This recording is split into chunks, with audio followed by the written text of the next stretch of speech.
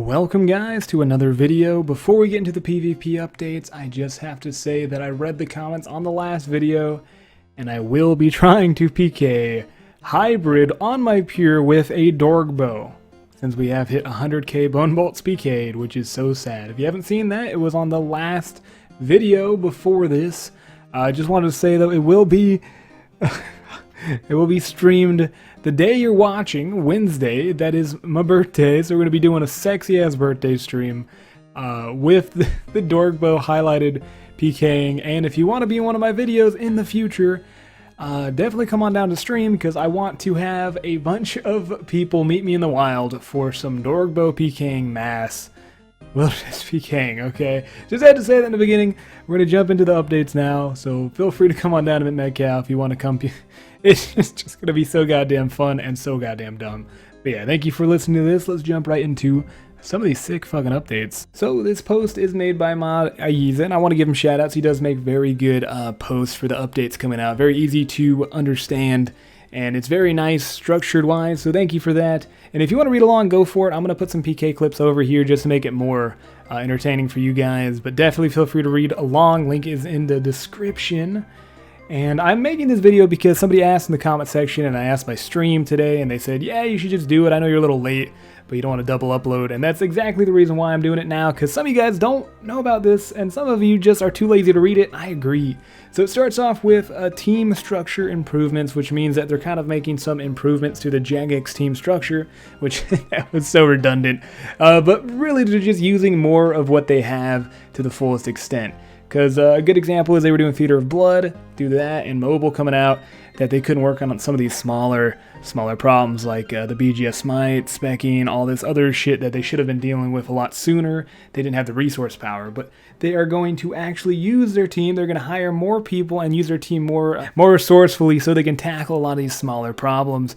And this month they're trying to get all these quality of life updates out. And the reason why PvP updates are coming out this week is because this week is actually the PvP quality of life week, and all these came out because of the restructure of this team. So really big shout outs to you guys for actually doing something about some of these smaller problems to make the wilderness really dry and dead. Very nice. So that's kind of the reason why they added all these changes, which is nice to know. It starts out, it's a huge sentence. If you want to read more into it, it just kind of, you know, how they're going to lay out their team base, how they're going to try to go into more updates about quality of life, stuff like that.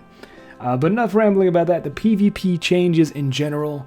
First, they're going to talk about ragging. So a lot of people rag with these equipable banners. If you have an equipable banner from Bounty Hunter and you log into a PvP or a Bounty Hunter world, they're going to equip it, put it in your bank, put it in your inventory, or drop it on the floor, whatever they can do if your bank is full, because they do not want people to rag. They're also working on other countermeasures to punish people ragging, because if you want to rag somebody in the wild, there's not a lot stopping you.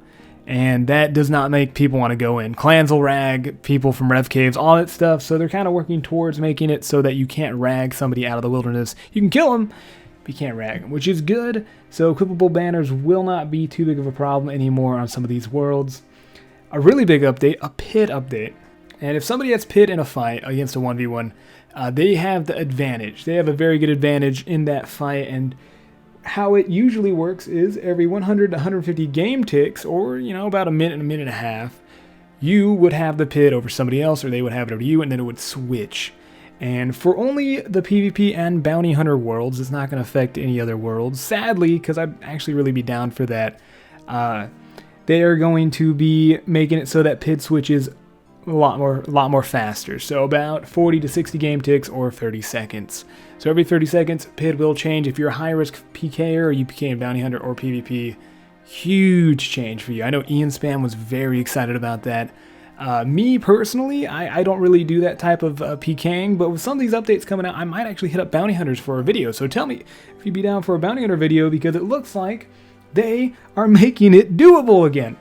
So the biggest problem for Bounty Hunter is that you would get a target out in like 50 or 60 wilderness, right? There is no 60 wilderness, but you would teleport out there if you wanted to go, or you just don't want to fight people because you want to fight Edgeville, and your clan would just slap you, right? Some SparkMac had fun with it. You could tell you out there, sometimes you'll get some people, you'll get somebody doing green dragons, but overall, it actually makes Bounty Hunter really dry, and everyone have to go to PvP worlds, and then you get ragged. So it's kind of like a little circle here, and they are fixing it by making it very less of a penalty if somebody out of 5 wildy levels higher than you is your target. So if you skip them, you'll get less of a penalty, which is really good. Once these updates come out, I really want to go in and practice some of this. Also, if you want to be able to get targets higher than 10 wildy levels higher than you, you can just talk to the guy who buys emblems. So just a really quick synapse of that. They're trying to make it so that you don't have to wait for a fight and you don't have to have that penalty for skipping targets, which is good. Because seriously, I haven't seen many bounty hunter videos out, and I tried to make one, and it took me so long to get targets that they're not doable anymore. So it'd be really nice to get those fresh videos out. Most of the people who high-risk PK, you just see them in PvP worlds, and I bet that gets boring. The next update actually affects me and some PvMers and most deep wildy PKers that use the looting bag, because the looting bag is now going to get an update, which is so nice. The last looting bag update helped a ton. It was tremendously helpful, but this one looks like it even is more helpful. It's going to give it another left click option, and the left click option that it has now is going to become the right click option, so you can still see the interface, etc. But the left click option is going to make it so that you can either open or close the looting bag. And if the looting bag is opened, anything you loot from now on inside the wild will just go directly into the bag. So say if you're just farming green dragon killers and you're looting their bones, you don't have to do like 4 clicks per bone. You just start looting, and it's beautiful. It could be a little messy though if you start looting food and you're in a fight and you lose it and you die. So you're gonna have to kind of see how you can't fuck up that method.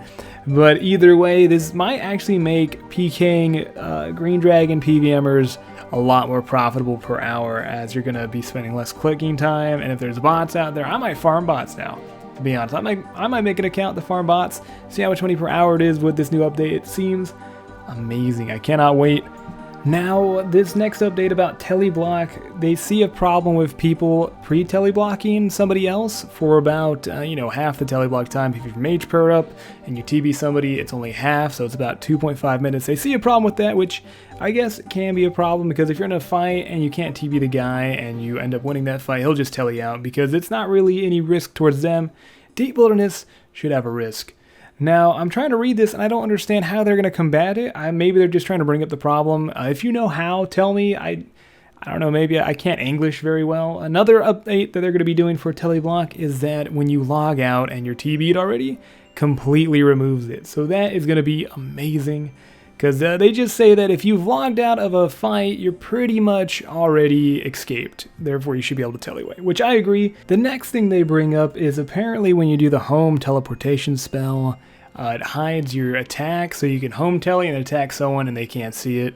So they're going to make it that you cannot attack somebody when you are home teleporting at all, so that their animation is not delayed, because it has a whole thing about animation delays. Now, animation delays in that sense, I guess, can be bad. I don't know. It's fun to sneak up on people. I don't think it's too big of a problem. Tell me if you've had a horrible problem with somebody home teleing and then killing you. I've actually never been attacked that way, but I do like the animation delays where you trick pot then spec and they can't see it. I think that is skillful, but I don't think they're going to be tackling that at all. It doesn't seem like too big of a problem, but if some people are having a problem with it, that's great that they are tackling it.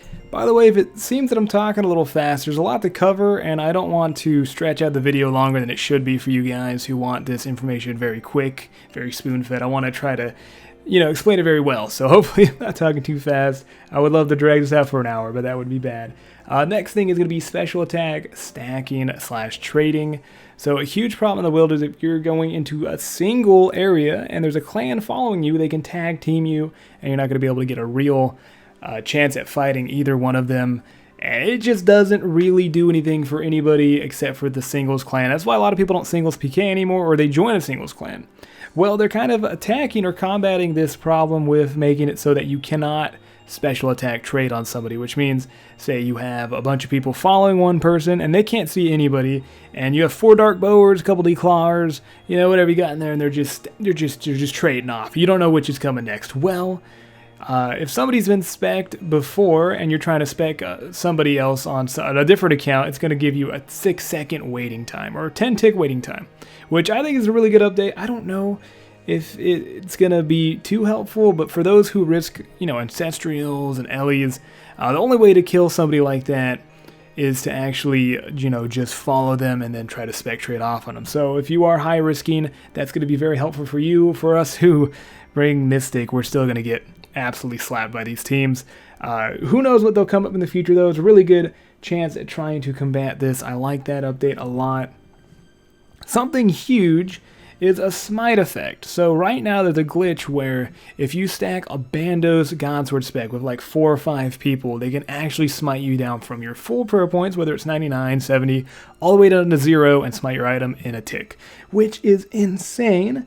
And they were trying to combat that, saying that you should never be smited for more than what your HP is. And I think that's amazing. I think that's one of the biggest things in the wilderness that's killing the multi in a way, is you skullbait somebody and then you just boom. You know, who the fuck wants to come out back in the wild if you just lost you know, your blowpipe that way? No one does. No one does. So that's going to be great. Here's something for people who 1v1 a ton: spell casting delays. If you've ever felt like you tried to cast a spell on somebody and you misclicked, or you were brewed down, or it just for some reason made you wait a bunch because we're already frozen, say with snare, it gives you that weird glitch where you got to wait a couple ticks to attack again like you ate. Well, they're taking that away just like they did for the spec, because when you used to spec people or monsters and you didn't have any spec bar, you'd actually have to do that weird waiting thing. It was a little glitch. So they're actually taking that away, making the fights more fluid against 1v1s. And they're also apparently trying to combat against ragging and emblem farmers. Like I said earlier, they're definitely combating against ragging, but they're trying to find more ways to find out who's ragging and punish them severely. Because let's be real, if no one ragged in the wild, it would be a lot more active. And emblem farming is a huge problem still, and hopefully they'll find a way to combat that. So that's everything. They're just going to right into the game, because they're saying they are not going to be polling these, unless I read that wrong. You never know. It says that they are going to be polling some of these ideas, but not these. The ideas down here for polling, and I'll read them directly, because I'm out of breath, and it should be quite specific.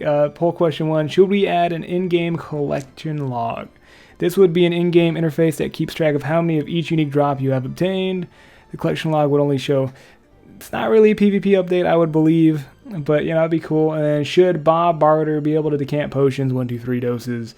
That's a question. Should the crop yield of white berries, cave, nightshade, limp roots be increased to a random quantity based on your farming level?